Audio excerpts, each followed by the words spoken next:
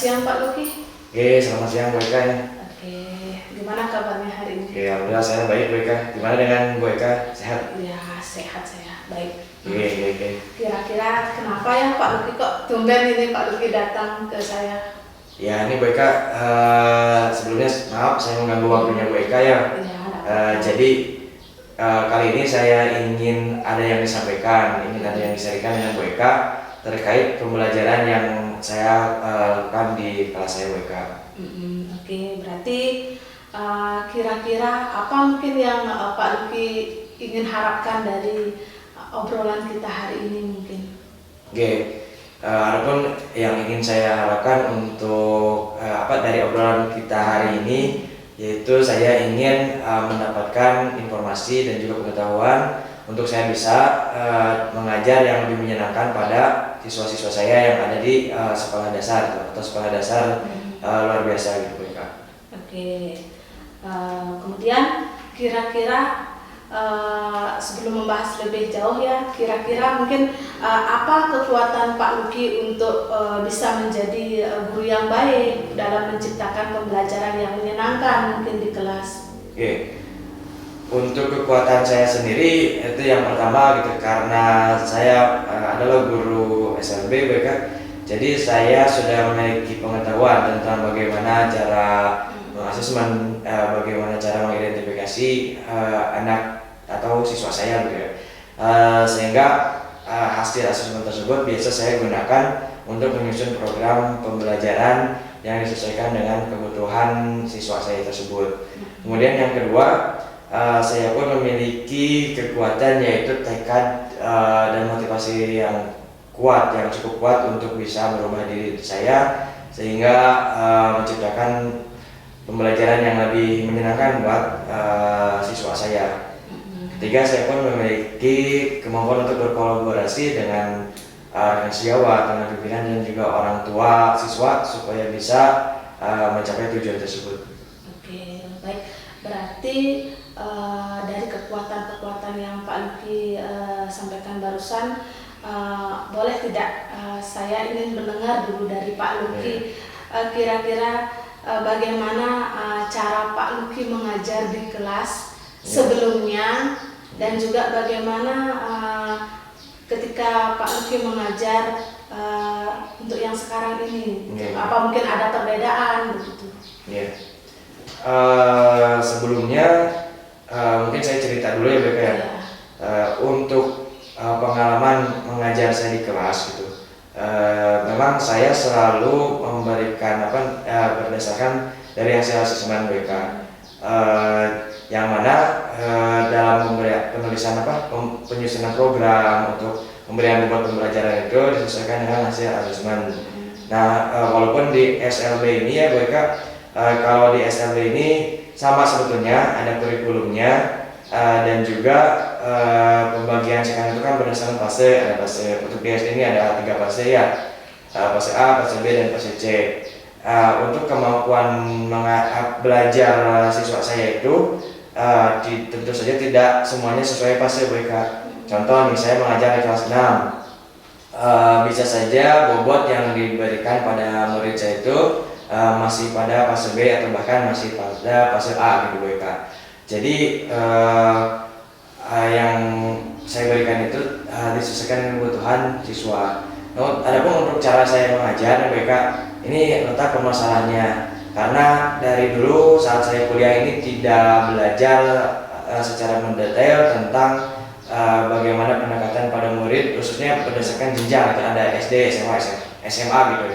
Kemudian tidak juga belajar spesifik untuk mengajar mata pelajaran seperti kalau misalnya di SD itu ada matematika, bahasa Indonesia, IPA, IPS, seperti itu tidak belajar secara spesifik. Jadi itu belajar yang harus dikembangkan secara sendiri. Kemudian dari pembelajaran tersebut, saya belum bisa mengoptimalkan kemampuan saya dalam memasuki dunia anak. Artinya pembelajaran yang saya berikan itu saya rasa belum dapat berjalan secara menyenangkan gitu, secara optimal gitu. Dan juga dari kemampuan saya itu yang harus ditingkatkan, itu bagaimana mengajar secara luas, tidak kaku gitu dengan anak-anak itu. Oke, baik. Berarti dari apa yang Pak Luki sampaikan tentang cara Pak Luki mengajar, mungkin kira-kira ada nggak hambatan mungkin yang Pak Luki temukan pada saat Pak Luki melakukan pembelajaran di kelas mungkin? Itu tadi hambatannya memang berkaitan dengan apa yang saya ceritakan tadi ya BK.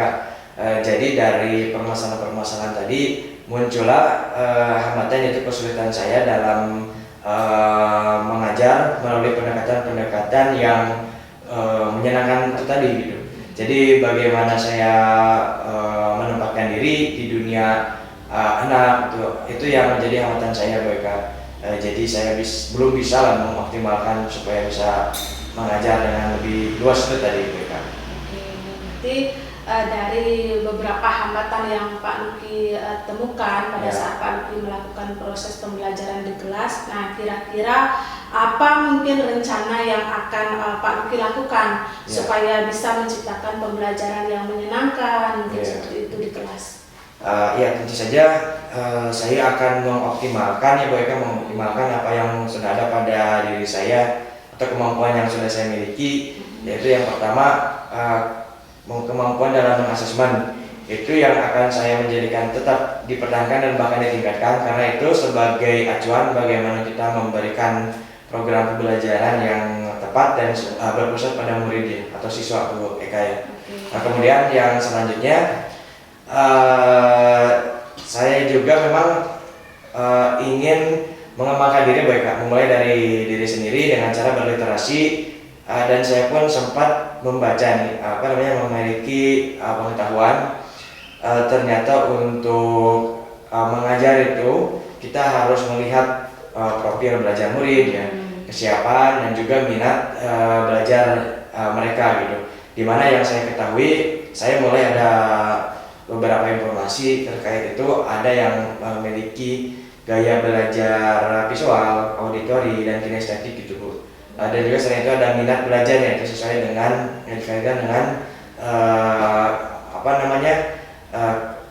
minat itu berkaitan dengan hal-hal yang disukai siswa itu sendiri BK.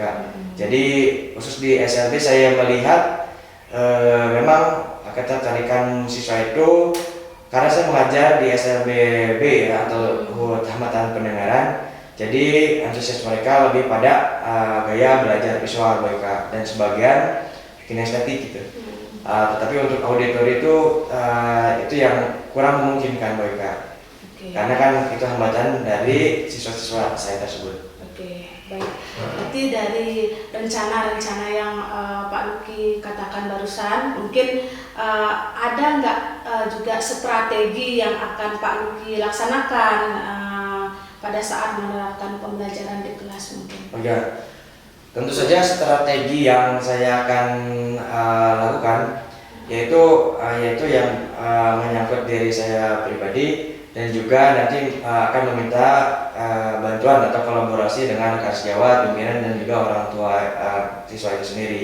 Artinya dalam saya menjalankan ini saya akan melakukan strategi memulai dari diri sendiri, mulai dari hal-hal kecil dan juga pada saat ini, yaitu artinya dengan cara membuat saya akan membuat timeline dan juga catatan-catatan kecil yang menyangkut perkembangan saya dalam maksudnya perkembangan dalam kualitas mengajar saya. Apakah sudah ada perkembangan mengarah ke hal yang lebih positif dalam hal ini, yaitu apakah sudah lebih menyenangkan bagi siswa, dan juga dilihat dari perubahan sikap dan perilaku siswa itu sendiri, apakah ada mengarah kepada motivasi belajar yang lebih baik dan juga hasilnya apakah memang ada peningkatan gitu. Kemudian tadi berkaitan dengan kolaborasi dengan rekan sejawat, saya akan meminta rekan sejawat saya untuk mengevaluasi bagaimana progres dari apa yang sudah saya programkan tersebut termasuk pada orang tua, apakah orang tua akan diminta bantuan untuk merespon bagaimana kemampuan belajar anaknya setelah saya melakukan upaya-upaya perubahan ini. Yang terakhir tadi ada peran dari ibu kepala sekolah, saya sebagai sekaligus sebagai supervisor saya melihat bagaimana perkembangan dari cara mengajar saya begitu. Oke, baik. Berarti dari strategi-strategi yang Pak Luki lakukan dalam menciptakan pembelajaran yang menyenangkan di kelas. Nah, kira-kira mungkin berapa lama waktu yang Pak Luki perlukan agar Pak Luki bisa menerapkan pembelajaran yang menyenangkan mungkin di kelas? Iya baik Kak. Jadi untuk target ini penting memang ya untuk kita buat gitu karena supaya jelas nanti tahapannya. Jadi untuk target pertama itu saya menerapkan target ini untuk 1 bulan pertama, terus 3 bulan kemudian, dan pada akhirnya 1 semester ini nanti akan dilihat. Pertama untuk 1 bulan pertama ini saya akan melihat perkembangan secara lebih sederhana apa yang sudah meningkat dalam diri saya dalam kualitas mengajar. Dalam hal ini apakah sudah ada perkembangan ke arah yang menyenangkan gitu. Kedua untuk perkembangan pada siswa, saya akan melihat juga apakah ada perkembangan walaupun itu sedikit ya, perkembangan kecil yang positif itu akan dijadikan sebagai acuan saya untuk saya merencanakan program selanjutnya. Kemudian nanti untuk program 3 bulanan itu atau 3 bulan saya akan melihat yang lebih jauh lagi sejauh mana perkembangan kualitas saya dan termasuk perubahan yang ada pada siswa saya. Dan di akhirnya saya akan pada 1 semester itu saya akan melihat evaluasi gitu dari rekan sejawat saya yang mana mengidentifikasi selama saya melakukan perubahan, sejauh mana perubahan yang saya berikan gitu dalam kualitas mengajar saya, dan juga untuk perkembangan hasil belajar dan motivasi belajar siswa saya itu saya yang buat nanti di akhir 1 semester itu bagaimana perkembangannya melalui catatan kecil juga BK gitu. Oke, baik. Berarti dari apa yang sudah Pak Luki lakukan, kemudian Pak Luki menentukan berapa lama Pak Luki bisa melakukannya, kemudian setelah Pak Luki menerapkannya, kira-kira apa hal yang bisa Pak Luki anggap berhasil dari yang Pak Luki lakukan? Tentu saja kalau ukur keberhasilannya itu disesuaikan juga dengan tadi saya membuat timeline waktu dan juga catatan-catatan kecil dan juga evaluasi dari rekan sejawat dan juga pimpinan yang baik ya. Jadi yang saya anggap berhasil itu ketika pertama dari dalam diri saya pribadi adanya perubahan kualitas dan cara mengajar saya dari yang tadinya belum optimal dan sekarang supaya bisa lebih optimal, dalam hal ini lebih menyenangkan mereka ya. Jadi adanya perubahan tersebut. Kemudian untuk siswa saya tentu saja ada perubahan motivasi yang lebih tinggi dan juga nanti ada perubahan sikap dan hasil belajar yang lebih meningkat dari yang sebelumnya belum optimal, sehingga diharapkan nanti bisa lebih optimal dan hasil belajar lebih bagus. Mungkin itu saja sebetulnya mereka yang ingin saya Baik, berarti dari segi keberhasilan sudah Pak Luki sampaikan kan, kemudian bagaimana komitmen Pak Luki terhadap pembelajaran yang sudah Pak Luki lakukan? Ya, adapun untuk komitmen ini menurut saya bagian yang menentukan juga dan sangat penting ya WK. Jadi intinya dengan adanya program-program tadi saya harus memiliki komitmen dalam mewujudkannya, yaitu dalam pemenuhan timeline tadi yang saya sudah buat dan juga catatan kecil itu. Saya akan membuat daftar checklist ketika saya mencapai target yang ditentukan, maka akan saya dianggap berhasil dengan cara menceklis tahapan-tahapan pada timeline tersebut. Dan sebaliknya ketika ada target yang belum terpenuhi, saya akan membuat konsekuensi bagi diri saya pribadi untuk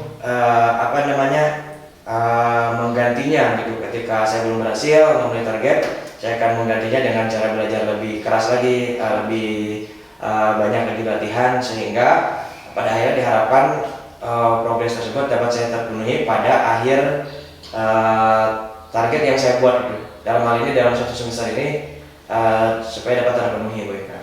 Sehingga tujuan yang tadi sudah dijanjikan dapat tercapai. Oke, baik. Nah, kira-kira ada nggak orang yang bisa membantu Pak Luki untuk menjaga komitmen Pak Luki untuk selalu menerapkan pembelajaran yang menyenangkan mungkin di kelas? Ya, tentu saja Bu Eka. Untuk yang dapat saya dapat dapat mendukung saya gitu ya. Tentu saja banyak WK ya, saya membutuhkan dukungan dari rekan sejawat, orang tua siswa, dan juga pimpinan atau dalam hal ini kepala sekolah gitu. Artinya rekan sejawat saya dapat menjadi rekan untuk berkolaborasi, melihat dan mengevaluasi kinerja saya dalam melakukan perubahan. Kemudian orang tua juga sangat saya butuhkan dalam menanggapi perubahan-perubahan yang saya berikan dalam pengajaran pada anak-anaknya gitu, atau siswa saya tersebut gitu. Apakah ada kemajuan dalam motivasi dan hasil belajarnya. Yang terakhir itu pimpinan, tentu saja dalam hal ini sebagai pimpinan yang bisa mengevaluasi dan mensupervisi saya untuk melihat kemajuan saya tersebut. Itulah mereka. Ya, baik. Berarti dari obrolan kita hari ini ya Pak Luki yang saya bisa tangkap, Pak Luki ingin menciptakan sebuah pembelajaran yang menyenangkan. Nah, dari apa yang sudah Pak Luki katakan tadi, ketika Pak Luki mengadakan proses pembelajaran di kelas, dengan yang pertama mungkin Pak Luki mengawali dengan mengadakan asesmen diagnostik ya, kemudian membagi anak-anak didiknya sesuai profil belajar muridnya. Itu menurut saya sudah sangat tepat sekali. Kemudian dalam penerapannya juga Pak Luki memiliki komitmen yang sudah sangat bagus. Kemudian Pak Luki juga sudah melakukan kolaborasi dengan rekan sejawat tentang bagaimana caranya menciptakan pembelajaran yang menyenangkan. Kemudian juga Pak Luki sudah membuat catatan-catatan penting tentang perkembangan anak, juga tentang perkembangan bagaimana Pak Luki mengajar di kelas. Itu menurut saya sudah sangat bagus sekali. Tinggal bagaimana Pak Luki melaksanakannya dengan penuh komitmen dan juga tanggung jawab, dan dilakukan secara berkelanjutan. Menurut saya itu saja. Apa yang sudah Pak Luki lakukan itu sudah pas menurut saya. Cuma nanti mungkin pada sesi pembelajaran kan ada saja mungkin murid yang bosan saat mengikuti pembelajaran, kan mungkin ada murid yang ribut. Nah, ini mungkin sekedar tambahan saja. Mungkin Pak Luki pada saat pembelajaran bisa menyisipkan mungkin beberapa ice breaking lah begitu, supaya kelas menjadi lebih semangat lah begitu. Kemudian kalau ada anak yang ribut, mungkin Pak Luki bisa mengajak anak-anak untuk melakukan teknik stop. Kan Pak Luki sudah tahu kan itu yang namanya teknik stop, itu untuk membuat bagaimana situasi kelas menjadi kondusif. Mungkin dari saya segitu saja sih Pak Luki, karena saya melihat apa yang sudah Pak Luki lakukan itu sudah tepat. Nah, tinggal bagaimana Pak Luki melanjutkannya saja begitu. Oke, dari saya terima kasih banyak BK sudah memberikan banyak penguatan dan motivasi yang lebih untuk saya supaya bisa saya berubah untuk lebih baik gitu. Dan intinya apa yang diberikan oleh Bu Eka tentu saja menjadi pengalaman dan pengetahuan yang sangat berharga bagi saya dalam mewujudkan tujuan saya tadi, Bu Eka. Terima kasih banyak atas waktunya ini, Bu Eka. Karena proses coaching kita pada hari ini sudah selesai. Nah, sekarang mungkin Pak Luki bisa mungkin memberikan sedikit umpan balik dari proses coaching yang kita lakukan pada hari ini. Oke, Bu Eka. Pertama ya tentu saja saya ingin mengucapkan terima kasih banyak kepada Bu Eka karena sudah meluangkan waktu dan kesempatan untuk bisa sharing di sini. Yang selanjutnya umpan balik dari saya yaitu untuk sharing kita hari ini dari awal sampai akhir. Tentu saja banyak pembelajaran yang dapat saya peroleh. Itu tadi saya sudah diulang kembali ya. Saya mendapatkan banyak penguatan dari Bu Eka, dan juga di sini Bu Eka menyampaikan dengan cara yang santai, dengan bahasa yang sederhana dan mudah dipahami, dan juga dengan cara yang menyenangkan, sehingga apa yang disampaikan oleh Bu Eka dapat saya cerna dengan lebih mudah gitu, lebih cepat saya pahami, dan semoga dari hal-hal tersebut dapat saya aplikasikan di dalam program nyata saya tersebut gitu. Dan intinya semoga ini bermanfaat juga bagi saya dan menjadi kebaikan buat Bu Eka itu sendiri. Terima kasih semuanya. Setidaknya sudah ada titik cerah ya dari permasalahan yang Pak Luki hadapi ya. Baik. Kalau begitu mungkin tidak ada lagi yang mungkin mau ditanyakan Pak Luki? Sementara sudah cukup. Mungkin nanti ada hal-hal lain yang ingin saya sampaikan, mungkin nanti saya akan menyusul. Oke, siap. Ya, oke. Sudah. Terima kasih. Terima kasih.